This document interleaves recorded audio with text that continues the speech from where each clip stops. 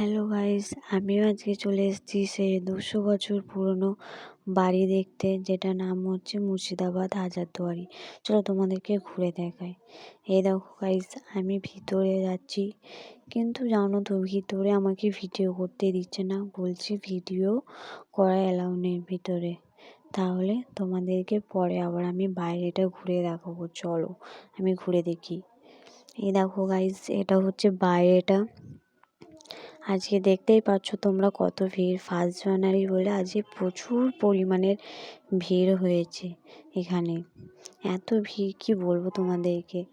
আর তোমরা দেখতেই পাচ্ছ সামনে ওই সাদা রঙের ওটা হচ্ছে ইমামবাড়া, যেটা বন্ধ আছে, আমরা যাইও নি, বলে যেটা মহরমের সময় খোলা হয়। আর সামনে ওটা হচ্ছে ঘড়ি ঘর। আর কি দেখো গাইস, আর কিছুই নেই। এবার আমিও বাড়ি চলে যাচ্ছি। দেখো এটা পিছন দিকটা, বাড়ি চলে যাচ্ছি।